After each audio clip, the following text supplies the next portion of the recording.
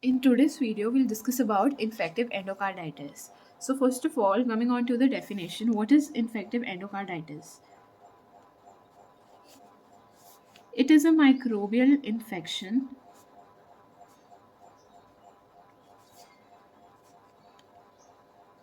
of the endocardium of heart wall or walls or the lining of blood vessel or a congenital defect like septal defect. So basically, it is a type of microbial infection which affects the endocardium of the heart walls or the walls, or the lining of the blood vessel, or also it can be congenital. Now, the classical lesion of an infective endocarditis patient will look like, in infective, it will appear as a mass of platelets, fibrin, aggregates of microorganisms in the infective type. In the non-infective type, what we'll see that it appears as a thrombotic vegetation, which is seen in a malignancy,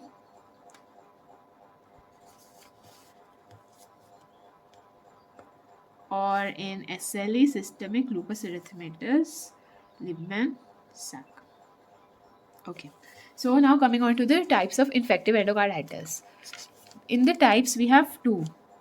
So types, there is acute infective endocarditis and there is subacute infective endocarditis. Now, causes, we have Neisseria gonococcus, streptococcus, pneumoniae, Staphylococcus aureus. Over here, we have a lot of organisms. First of all, we have Staphylococcus aureus, we have Streptococcus viridans, Enterococci, we have gram-negative bacilli. Then, a very important thing to remember, we have Hessex organisms. Now, these all stand for, H stands for Haemophilus, Actinobacilli. C stands for Cardiobacterium, Echinella, Kingella, and anaerobes.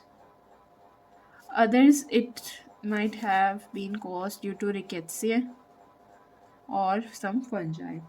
Now coming on to the characteristic differences between acute and subacute infective endocarditis. Now first of all, this will occur in an already damaged heart valve. It can also occur in a normal heart valve, but this needs to be having a already damaged heart valve. Then it produces systemic manifestations through metastatic foci, whereas subacute, it is through the bacteremia, toxemia, and formation of immune complexes. Now, in this, the valve destruction will occur because it is a normal heart valve already. So this can lead to atrial regurgitation or mitral regurgitation. Whereas over here, it is very uncommon. In this, the destruction can be to an extent that you can also see valve perforation. Now, coming on to the pathogenesis of infective endocarditis. How is it happening? So, as I mentioned earlier, so basically it is an aggregate of fibrin and platelets as well as an aggregate of microorganisms. So, what will be the source of bacteria? That is, what will be the source of the microorganisms? To remember this, remember DISOS. So D stands for dental procedures, I stands for IV drug abusers, surgical procedures, open wounds, skin infections. So now we know where the microorganisms are coming from, right? So, yes. So now what we need is some valve abnormality, fibrin. Basically, we need valves, prosthetic valve, native valve damage. A very important thing to remember here is that the infective endocarditis can occur in a prosthetic valve as well as a native valve. So these both combine. Bacteria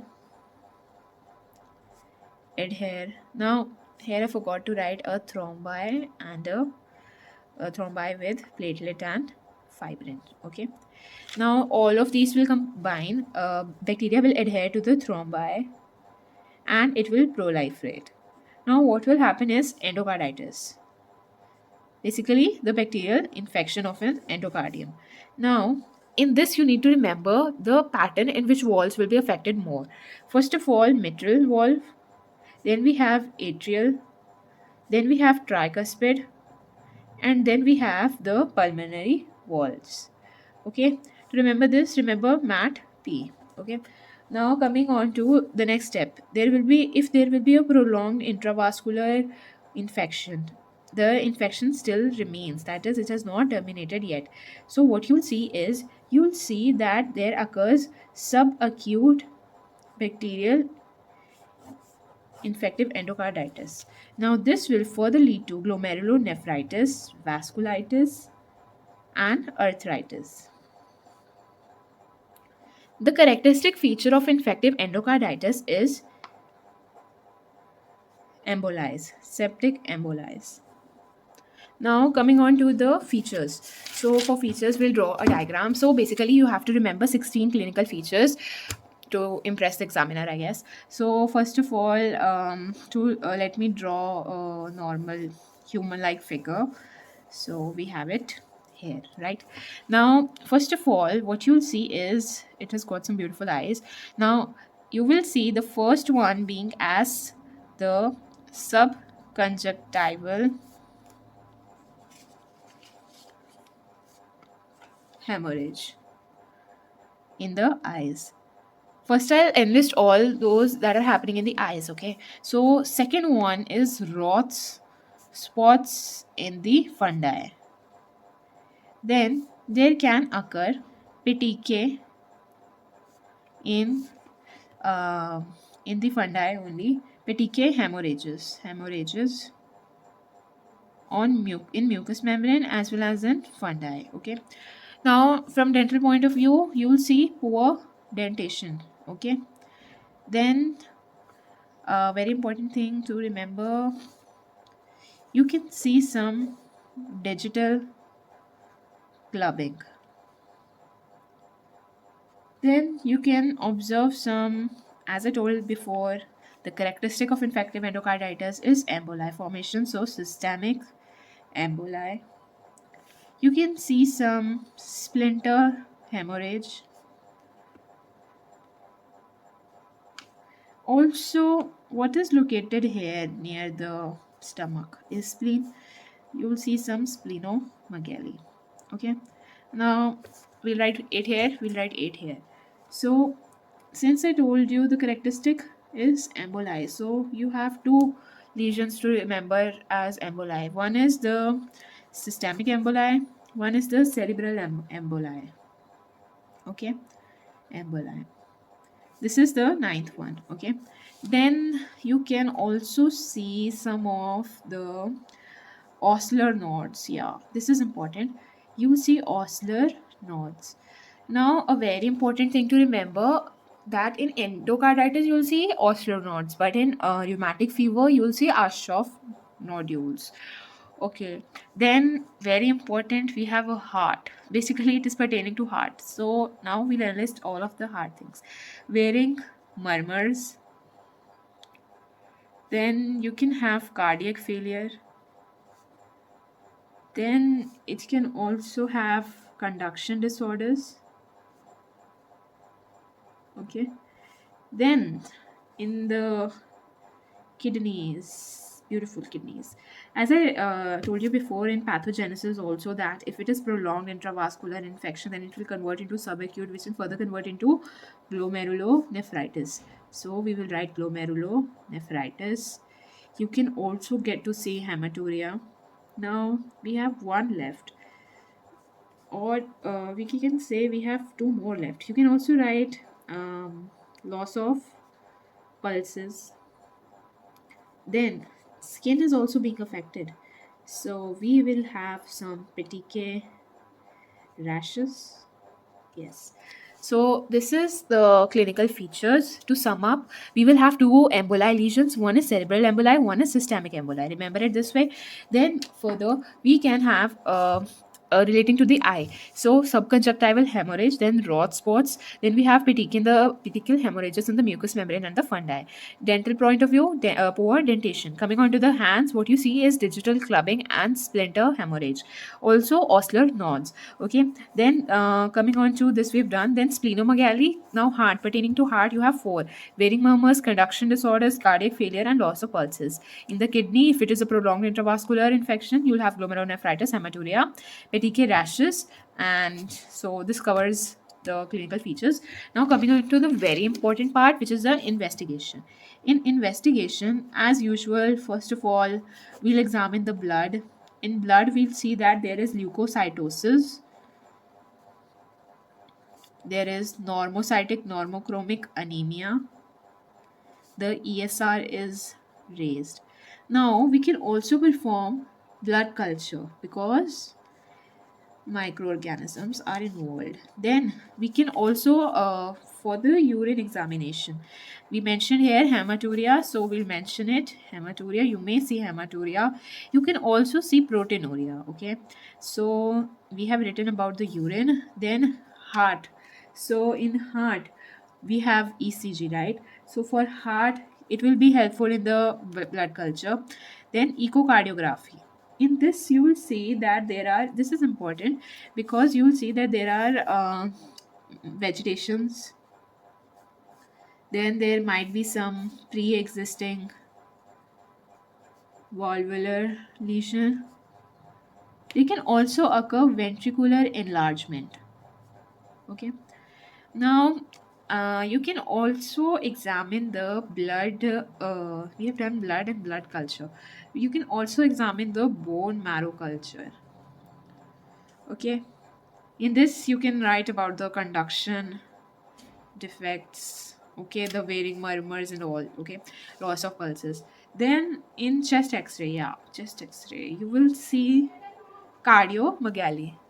Moving on to the diagnosis, this is a very important question which is usually asked in vivas as well. So diagnosis, it is according to the modified Duke's criteria for infective endocarditis. So in this infective endocarditis, so in this the diagnosis can only be made if you have two major criterias, or you have one major and three minor, or if you have five minor criterias.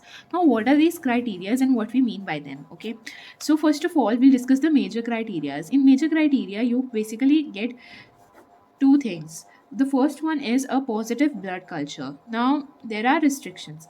In positive blood culture you must have two positive blood cultures which are taken more than 12 hours apart. Yeah, 12 hours apart. Or you should have around 3 or more blood cultures taken after every 1 hour. Okay, after every 1 hour. So the second major criteria is the endocardial involvement. Okay, in this what happens is you need to have a positive echocardiographic evidence. In this, we have three things to look at. The first one being the oscillating intracardiac mass, newly dehiscized prosthetic valve, or an abscess. Then secondly, newly valve regurgitation. Now in the minor criterias,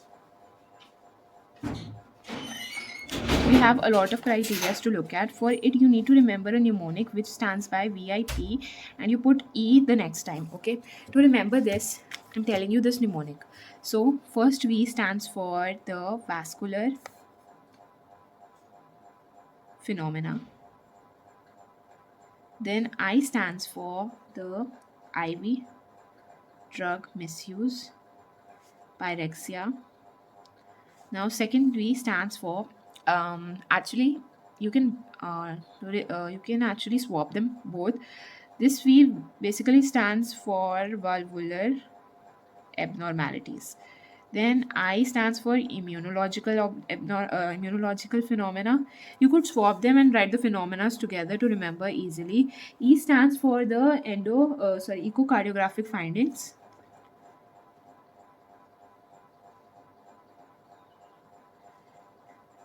Then P stands for positive blood culture. Over here, remember a thing that you have to install two E's. So, embolic phenomena also you can mention about it. Okay, so this is the diagnosis. Now, coming on to the treatment, which is very important to be discussed. So, management. We will devise the treatment in the way after we find out what organism is causing infective endocarditis. So, for the first one, it can be Streptococcus viridans. Okay, group B Streptococci.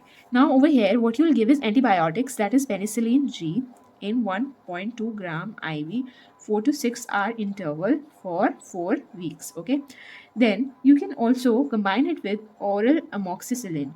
Amoxicillin dose will be 2 grams, or 6 grams or 2 grams daily for 2 to 6 weeks. Now another modality is doing the combining these both plus one more, which is gentamicin with 1 milligram per kg at 8-hour interval. Okay, now this is Streptococcus viridans.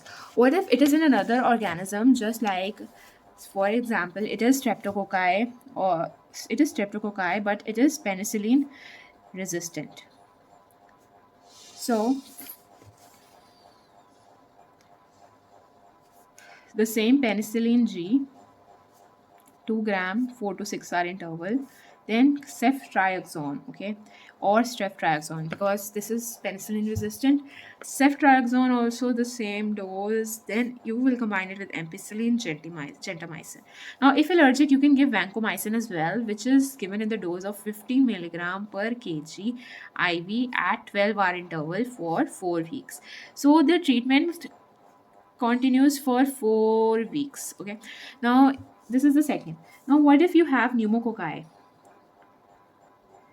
In pneumococci, we know very well that we can give penicillin G, same dose 1.2 gram. Then we can also give cephalosporin, cefazolin, 2 gram IV, 6 to 8 hour interval for 4 weeks. Then we have Staphylococcus aureus, which is methicillin resistant. So here you will give nafcillin, 2 gram IV, 4-hour interval, 4 weeks. Or you can give fluoxacillin, 2 gram IV, same 6-hour interval. Okay, now for the very important thing, Hasek enzymes. What will you give for Hasek organisms? Sorry, I said enzymes. So in Hasek, you can give ceftriaxone, which is 2 gram per day, or you can give one more thing, which is salbactam and ampicillin combined, 3 gram, 6-hour interval. Now coming on to the last one, which is Coxella brunette.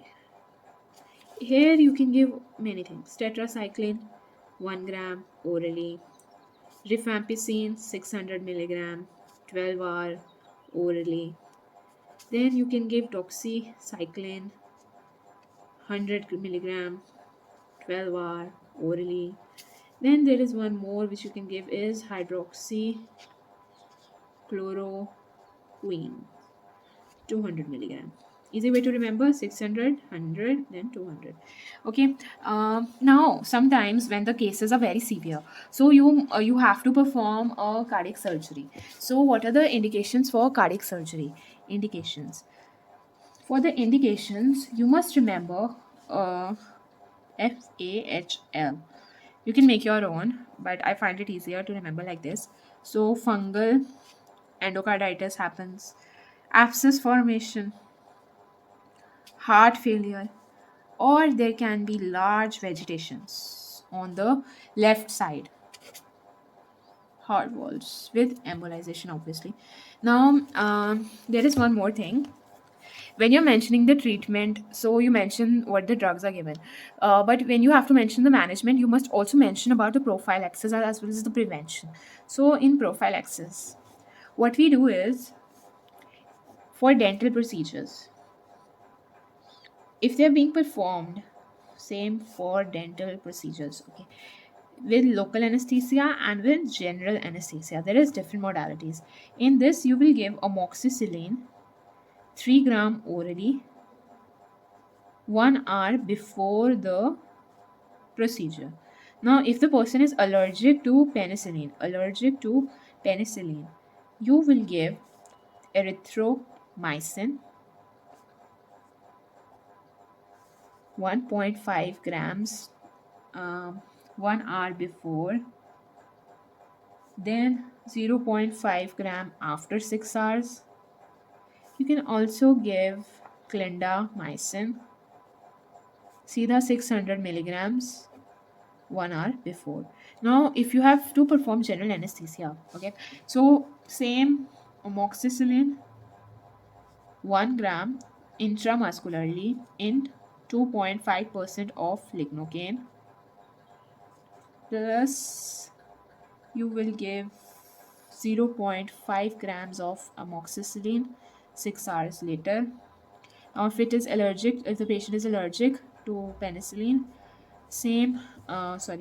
vancomycin 1 gram IV infusion for 1 hour, and plus 12, plus you can give clindamycin. Here you will give gentamicin. So this completes infective endocarditis.